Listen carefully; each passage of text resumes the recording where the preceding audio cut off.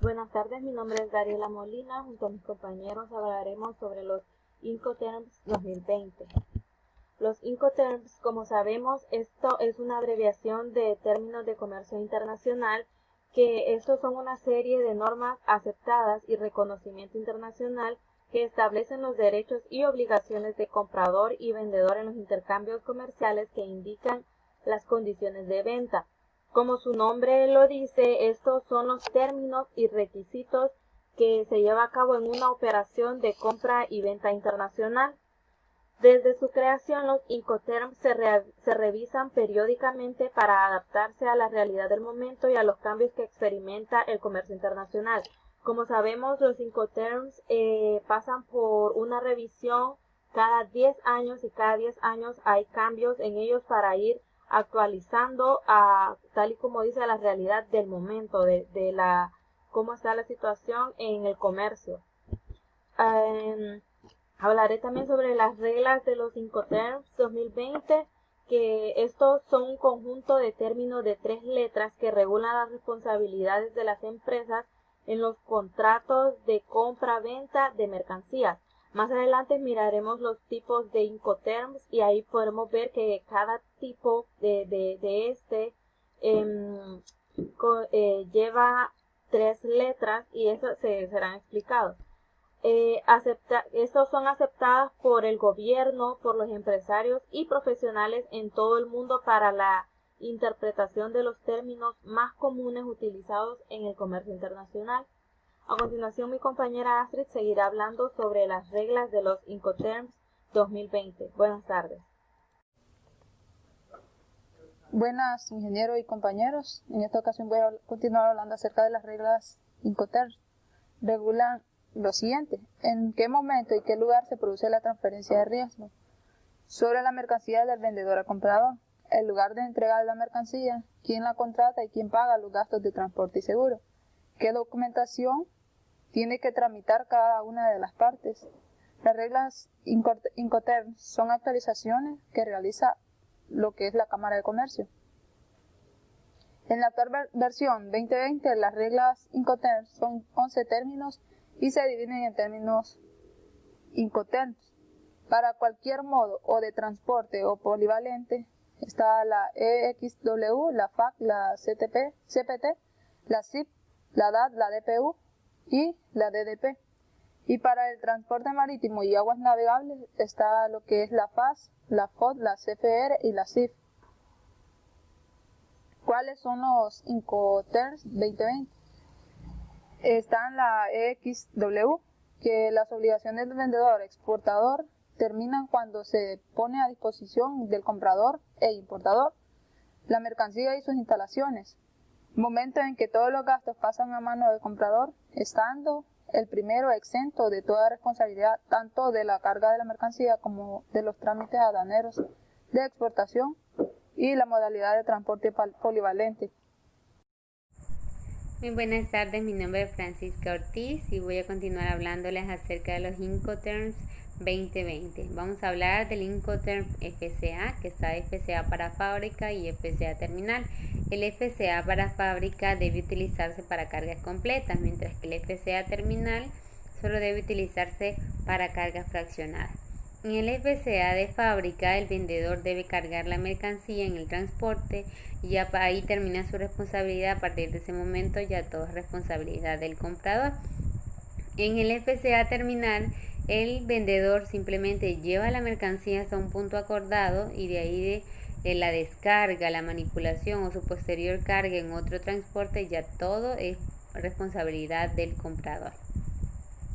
El Incoterm Fast, la entrega se produce en el país de origen y cuando el vendedor deja la mercancía en el muelle del puerto y con el despacho de la exportación ya realizado, ahí termina la responsabilidad del vendedor y a partir de ese momento ya todo es responsabilidad del comprador. O sea, cualquier daño o pérdida de la mercancía, todo es asumido por parte del comprador. El Incoterm FOB, la entrega se produce también en el país de origen, pero ya cuando el vendedor deja el buque cargado, ¿verdad? pero la responsabilidad del vendedor por cualquier daño o pérdida, a partir de ya cuando el buque está totalmente cargado, ya todo es asumido también por parte del comprador, ya cuando la mercancía ha sido declarada en el buque, lo que implica que el transportista tiene la custodia y el control de los bienes.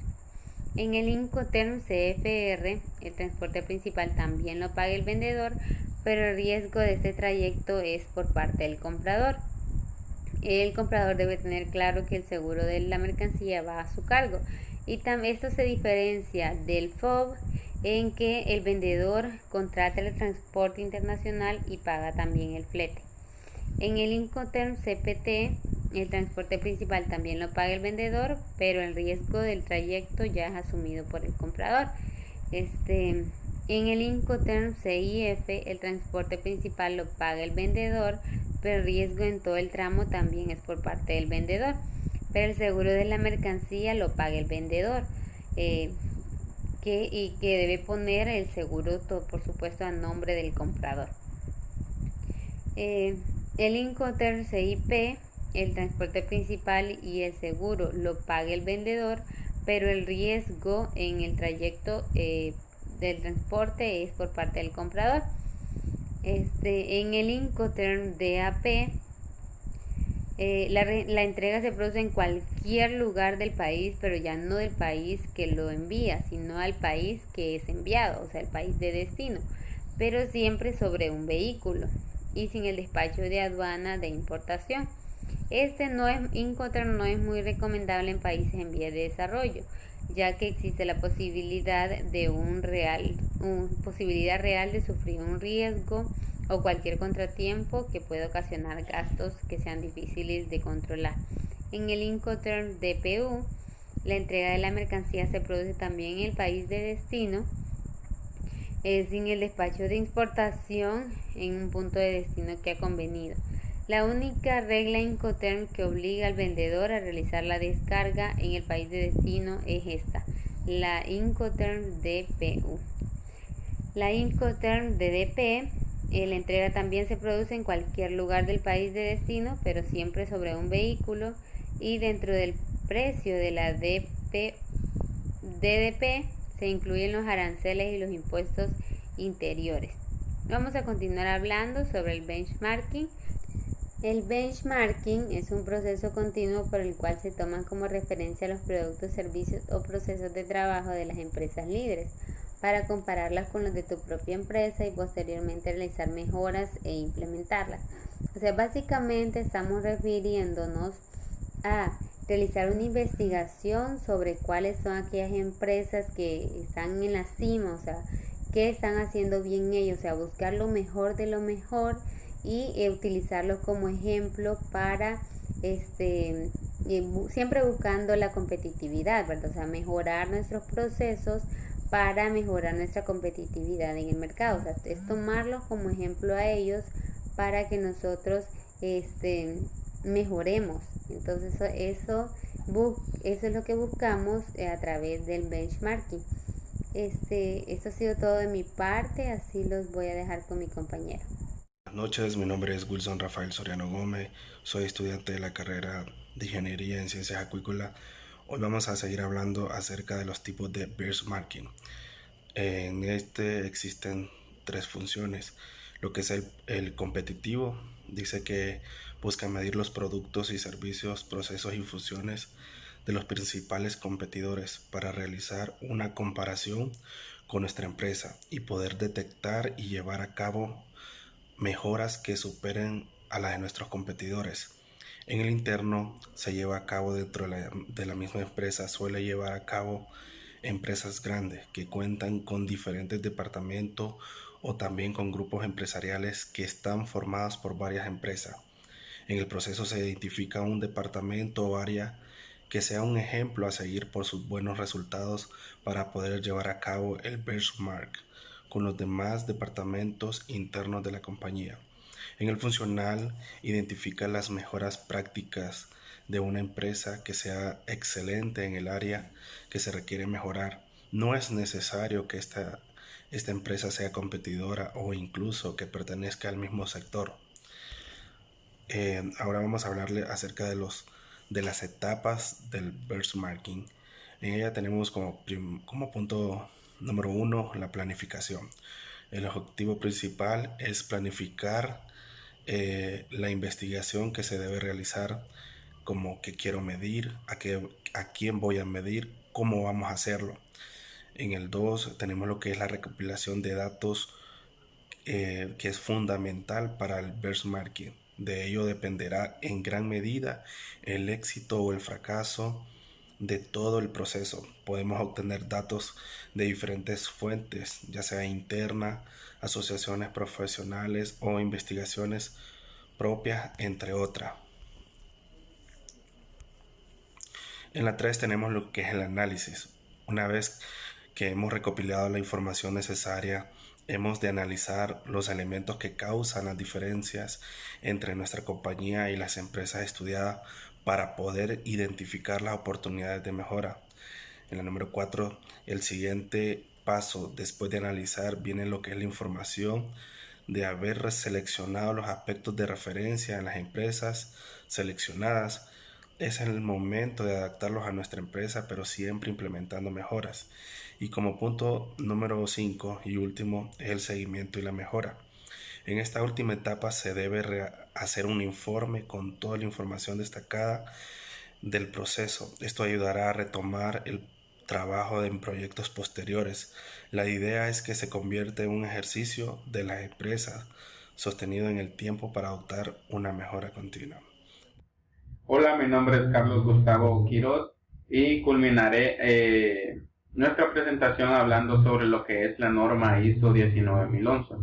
Es una norma que proporciona orientación sobre la gestión de un programa de auditoría, sobre la planificación y la realización de una auditoría del sistema de gestión, así como la competencia y la evaluación de un auditor y un equipo auditor. Esta norma no es una norma certificable, pero sí que puede ayudar a las organizaciones a mejorar el desempeño de los sistemas de gestión que se encuentren implementados en lo que es la organización. Es importante mencionar que la auditoría se caracteriza por depender de diferentes principios. Estos ayudan a realizar la auditoría, es decir, proporcionan herramientas eficientes y fiables de apoyo a las políticas y controles de gestión. Las orientaciones se basan en 6 principios que son lo que es la integridad, que es un fundamento de la profesionalidad. También está lo que es la presentación imparcial, que es la obligación de informar con veracidad y exactitud. Tenemos lo que es el profesionalismo, que básicamente es contar con diligencia y tener juicio a la hora de realizar la auditoría. Está también la confidencialidad, que se basa básicamente en lo que es cuidar la seguridad de la información. Está la independencia, que es la base para la imparcialidad de la auditoría y objetividad. Y por último está el enfoque basado en la evidencia, que es el método para conseguir las conclusiones de las que son las auditorías fiables. Y tenemos para culminar lo que es que esta norma proporciona recomendaciones para ayudar a las organizaciones a establecer un programa de auditoría que facilite el cumplimiento de los requisitos establecidos en las diferentes normas ISO.